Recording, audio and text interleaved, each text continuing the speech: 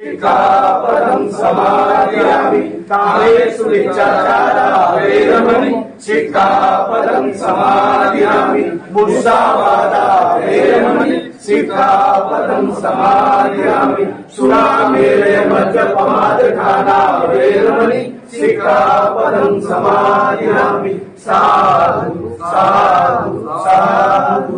Doctor Babasaheb आंबेडकरांचा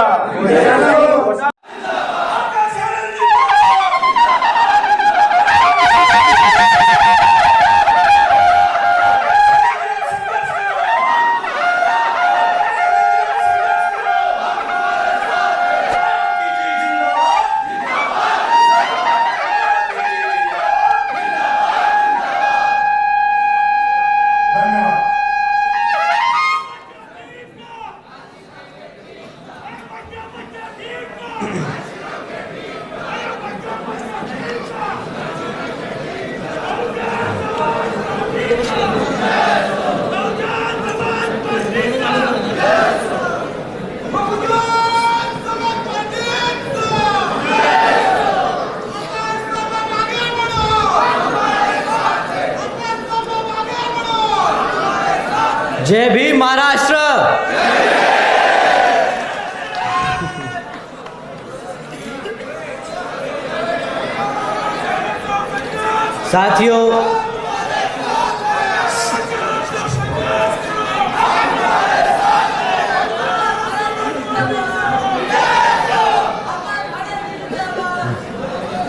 साथियों, सबसे पहले मैं अपने सभी संतों, गुरुओं, महापुरुषों को, जिसमें खासकर महात्मा ज्योतिबा फूले, छत्रपति शाहूजी महाराज, नारायण गुरु, पेरियार रामास्वामी जी, बाबा साहब डॉक्टर भीमराव अंबेडकर जी एवं मान्यवर साहब श्री काशीराम जी को नमन करता हूँ।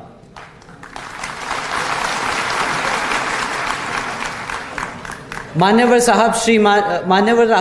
साहब श्री काशीराम जी के विचारों को देश के कोने कोने तक ले जाने वाली और सर्व समाज को शासन, प्रशासन व अनुशासन का उदाहरण दिखाने वाली उनकी एकमात्र उत्तराधिकारी हमारी आदरणीय बहन कुमारी मायावती जी ही हैं।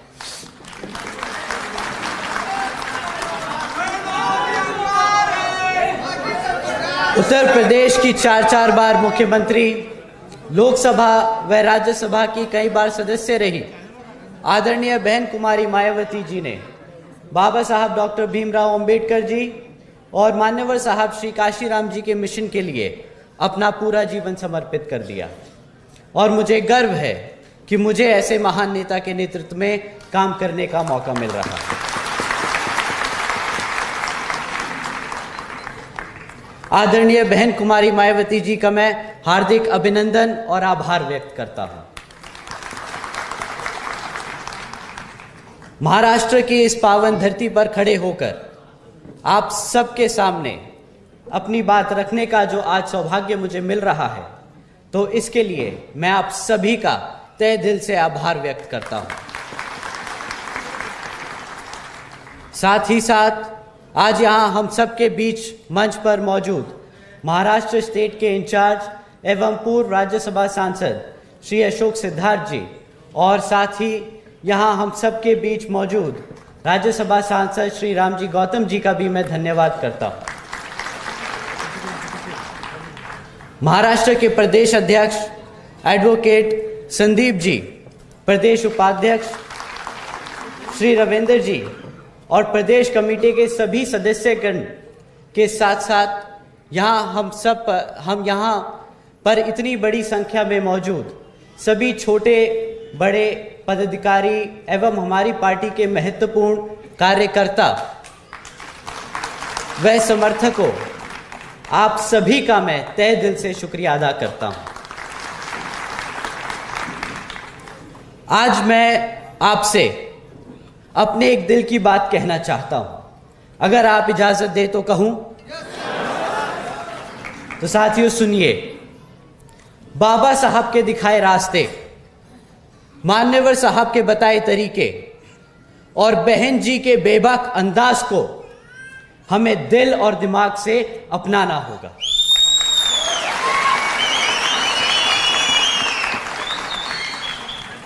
साथियों, मैं पूछता हूं, क्यों घबराते हो तुम? मैं पूछता हूं, क्यों डरते हो तुम? अरे जब तुम्हारे सिर पर उस शेरनी का हाथ है तो क्यों कमजोर महसूस करते हो तुम?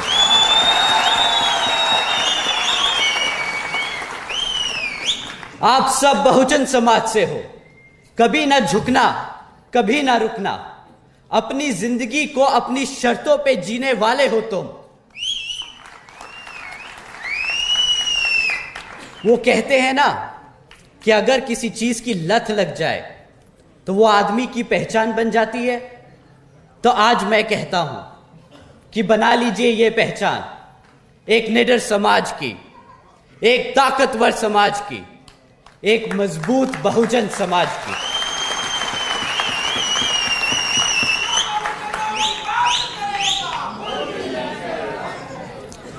बाबा साहब डॉक्टर भीमराव अंबेडकर जी ने लोकतंत्र की कुछ इस तरह व्याख्या कीजिए।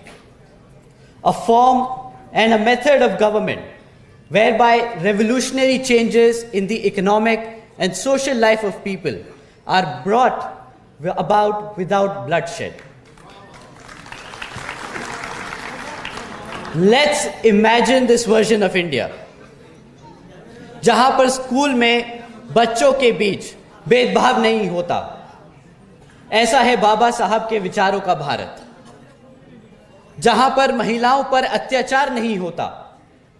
ऐसा है बाबा साहब के विचारों का भारत, जहां पर आपका प्रमोशन आपकी जाति देखकर नहीं, आपकी काबिलियत पर होता है। ऐसा है बाबा साहब के विचारों का भारत, जहां पर हर जाति और धर्म को बराबर का सम्मान मिले। ऐसा है बाबा साहब के विचारों का भारत।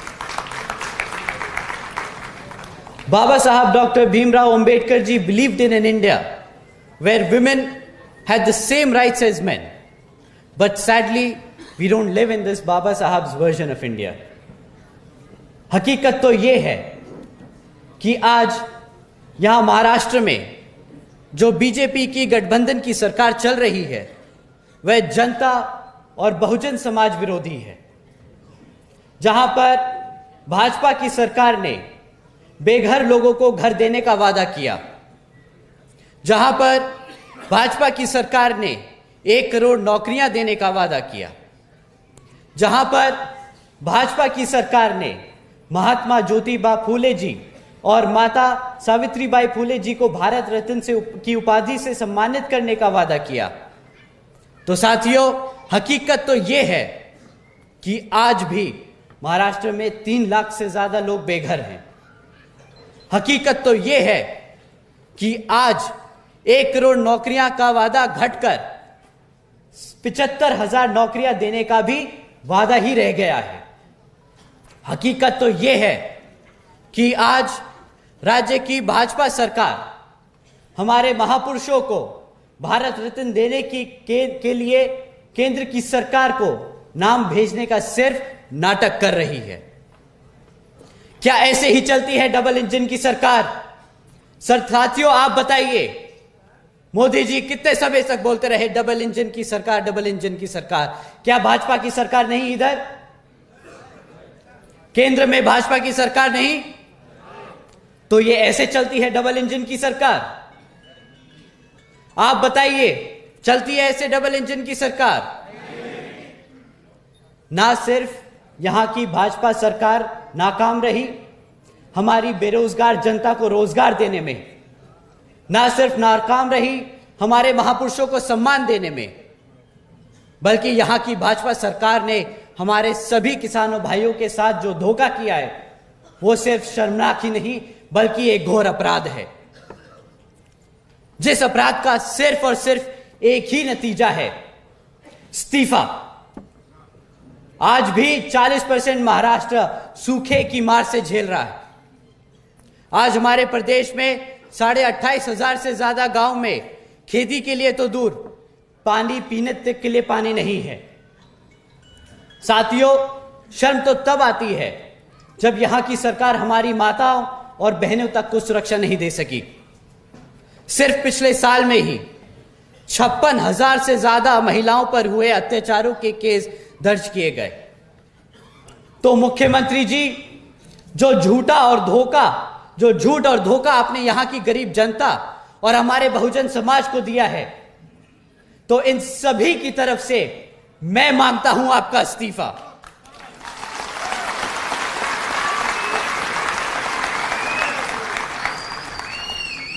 साथियों, मेरा यह गुस्सा व्यक्तिगत नहीं, मैं दुखी हूं क्योंकि हमारा बहुजन समाज, जो मुख्यमंत्री के साथ साथ प्रधानमंत्री बनाने की ताकत रखता है, उस समाज के साथ जो शोषण किया जाता है, और यहां अकेले महाराष्ट्र में नहीं, यह हाल हर उस प्रदेश का है जहां पर मनुवादी सोच रखने वाली सरकारें चल रही हैं। और यह फितरत है, यही फितरत भी है कांग्रेस और एनसीपी की, धोखा देना, कमजोरों पर अत्याचार करना और हमारे बहुजन समाज को हमेशा दबाकर रखना। साथियों, इसी तरह है केंद्र की भाजपा सरकार। कुछ लोग मन की बात सुनाकर ले गए वोट आपका, क्यों? सही नहीं कह रहा? और अब जब हम सब परेशान हैं तो बोलते हैं, अरे हम तो फकीर आदमी हैं, झोला उठाकर चल पड़ेंगे।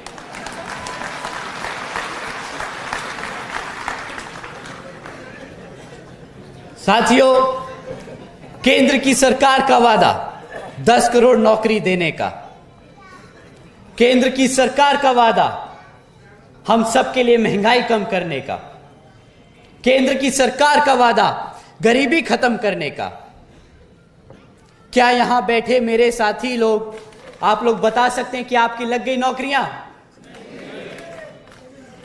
क्या आप लोगों के लिए हुई महंगाई कम? क्या आप लोगों की बढ़ गई आमदनी? सही कहा, घट गई। साथियों, जो 10 करोड़ नौकरियां देने का वादा किया था, 10 करोड़ तो दूर, 5 करोड़ लगी हुई मैन्युफैक्चरिंग सेक्टर्स में वो नौकरियां भी आज घटकर सिर्फ 2.5 करोड़ रह गई हैं।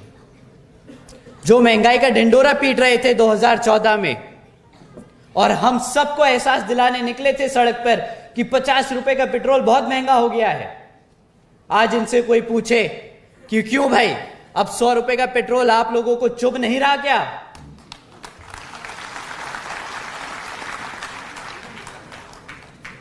जो गरीबी खत्म करने निकले थे, आज नोटबंदी जैसे काम कर कर शायद गरीब को ही खत्म कर चुके हैं। साथियों, 2014 में 2 करोड़ 70 लाख लोग जो गरीबी रेखा से नीचे थे, आज उनकी संख्या बढ़कर 13 करोड़ से ज्यादा हो चुकी है। क्या ऐसे ही बनेगा भारत? $5 ट्रिलियन की इकोनॉमी? हम सबको अब पूछना होगा, केंद्र की सरकार से पूछना होगा कि ऐसे ही वो झूठे वादे करते रहेंगे क्या? शायद भाजपा का वादा केवल तोड़ने के लिए ही बना है, शायद ये लोग वादा करते ही इसलिए हैं ताकि तोड़ सके। मैं अगर सही समझता हूं तो केंद्र की सरकार को, बहुजनों को, बहुजन समाज को मुफ्त में राशन देने की योजना नहीं चलानी चाहिए।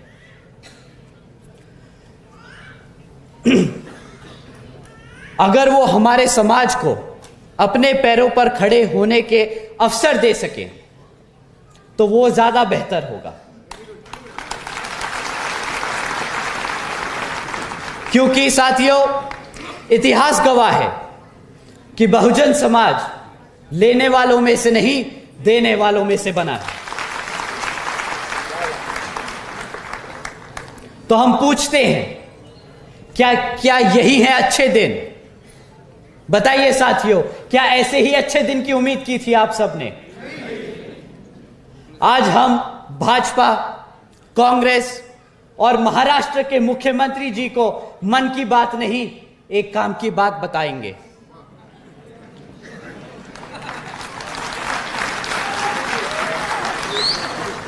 कि एक लीडर होता कैसा है, एक मुख्यमंत्री को होना कैसा चाहिए और एक प्रधानमंत्री बनना कैसा चाहिए। बहन जी ने कानून व्यवस्था के साथ साथ राज्य की सामाजिक व्यवस्था के लिए भी अनेकों कार्य किए।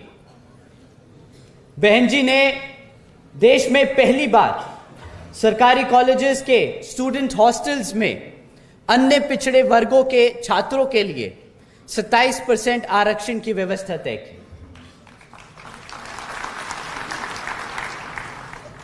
बहन जी ने हमारे सभी संतों, गुरुओं और महापुरुषों के सम्मान में कई जिले और कई यूनिवर्सिटीज के नाम रखे, जैसे Gautam Buddha university, Ambedkar university, Chhatrapati Shahuji Maharaj university, Mahatma Jyotiba Phule नगर, मान्य महामाया नगर, संत कबीर नगर एवं गौतम बुद्ध नगर। बहन जी ने सावित्रीबाई फूले बालिका शिक्षा योजना के तहत 7 लाख से ज्यादा बच्चियों को 12वीं तक की शिक्षा प्राप्त करने हेतु 600 करोड़ से ज्यादा की लागत इन बच्चियों को अपने पैरों पर खड़ा कर एक उज्जवल भविष्य देने के लिए खर्ची।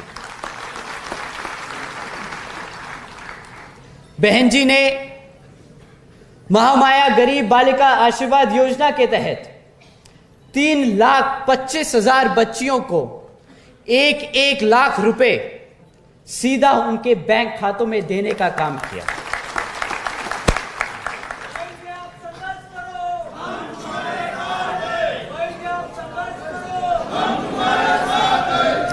साथियों, आदरणीय बहन जी ने इन योजनाओं के तहत 3,250 करोड़ रुपए से ज्यादा सीधा बच्चियों के बैंक खातों में भेजे। भारतीय जनता पार्टी की तरह हम 20 लाख रुपए देने का नकली ढिंडोरा नहीं पीटते और न ही हम खोखली योजनाएं चलाते हैं, बेटी बचाओ बेटी पढ़ाओ जैसी। हमारी आदरणीय बहन जी ने करके दिखाया है 4 बार। साथ ही साथ आदरणीय बहन जी ने अपने शासनकाल में 12,500 करोड़ की लागत से हमारे SC, ST, OBC व आदिवासी समाज के 3,50,000 से ज्यादा परिवारों को महामाया आवास योजना के तहत अपना खुद का घर दिया। आदरणीय बहन जी ने अपने शासनकाल में 2,60,000 भूमिहीन परिवारों को 1,45,000 एकड़ से ज्यादा जमीनों का मालिकाना हक दिलाया। साथ ही साथ आदरणीय बहन कुमारी मायावती जी ने अपने शासनकाल में 1 लाख से अधिक सफाई कर्मचारियों की भर्ती की, 2 लाख से अधिक जवानों को पुलिस फोर्स में भर्ती किया, 90,000 से ज्यादा शिक्षकों को सरकारी नौकरी दी। और साथियों, आपको जानकर हैरानी होगी कि ये रोजगार के मौके तब दिए गए जब पूरी दुनिया मंदी के दौर से गुजर रही थी। एक तरफ आदरणीय बहन जी उत्तर प्रदेश में लोगों को लाइन से लगाकर नौकरियां दे रही थी, तो दूसरी तरफ प्राइवेट सेक्टर लोगों को नौकरियों से निकाल रहा था। सही मायने में इसी को कहते हैं सर्जन हिताय व सर्जन सुखाय की नीति। आज मैं और मेरे जैसे लाखों करोड़ों बहुजन समाज के नौजवान अपना सर उठाकर एक इज्जतदार जिंदगी जी सकते हैं, तो वो सिर्फ और सिर्फ हम सबकी बहन जी की वजह से है। मैं आप सबके सामने आज यहां अपना सिर झुकाकर, अपने दिल पर हाथ रखकर बहन जी का शुक्रिया अदा करता हूं। आप हैं तो हम हैं। तो साथियों, आप और हम सबको एकजुट होकर समाज के हर एक व्यक्ति को बसपा से जुड़ने का काम करना होगा और आने वाले विधानसभा आम चुनाव में बता देना होगा कि हम आ रहे हैं, हम आ रहे हैं हर एक उस चीज के लिए जो इस संविधान में हमारे समाज के लिए हमारे गुरु देकर गए हैं, हमारे बाबा साहब डॉक्टर भीमराव अंबेडकर जी। साथियों, सही मायने में यही होगा यहां की महाराष्ट्र की बीजेपी सरकार को मुंह तोड़ जवाब। अंत में मैं यहां मौजूद सभी माताओं और बहनों का जो इतनी दूर से चलकर हम सबको आज यहां सुनने आए हैं, तो आप सभी का मैं तहे दिल से शुक्रिया अदा करता हूं। साथ ही साथ हमारे सभी छोटे बड़े और जवान बीवीएफ के जवान साथियों, आप सभी का भी मैं तहे दिल से शुक्रिया अदा करता हूं। जय भीम, जय भारत, जय बहन जी।